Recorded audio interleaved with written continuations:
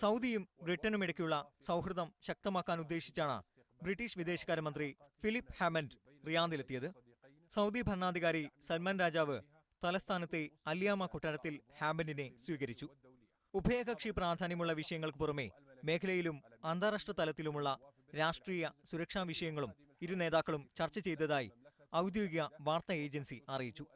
സൗദിയും ബ്രിട്ടനും തമ്മിലുള്ള ബന്ധത്തിൽ അപകടകരമായ വിള്ളലുണ്ടാവുന്നതായി സൂചിപ്പിച്ചുകൊണ്ട് ലണ്ടനിലെ Saudi ambassador Amir Muhammad bin Nawaf കഴിഞ്ഞ ദിവസം ഡെയിലി ടെലിഗ്രാഫിൽ ലേഖനമെഴുതിയ സാഹചര്യത്തിലാണ് ബ്രിട്ടീഷ് വിദേശകാര്യമന്ത്രി സൗദി സന്ദർശിക്കുന്നത്. സൗദിയിലെ മനുഷ്യാവകാശ സമീപനത്തെ വിമർശിച്ചുകൊണ്ട് ബ്രിട്ടീഷ് പ്രതിപക്ഷ നേതാവ് പ്രധാനമന്ത്രി ഡേവിഡ് കാമറൂണിന് നടത്തിയ പരാമർശത്തെയാണ് അമീർ മുഹമ്മദ് ബിൻ നവാഫ് തന്റെ ലേഖനത്തിൽ സൂചിപ്പിച്ചിരുന്നത്.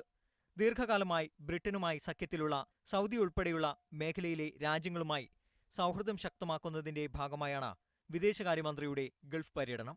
സൗദിക്ക് പുറമെ UAE, ഖത്തർ, ബഹ്റൈൻ തുടങ്ങിയ GCC രാജ്യങ്ങളും ഫിലിപ്പ് ഹാമൻഡ് തന്റെ പര്യടനത്തിന്റെ ഭാഗമായി സന്ദർശിക്കുന്നുണ്ട്.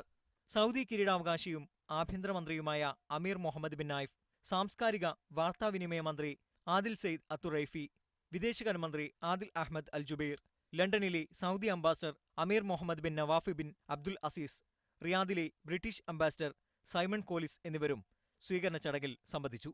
Media 1, Riyadh.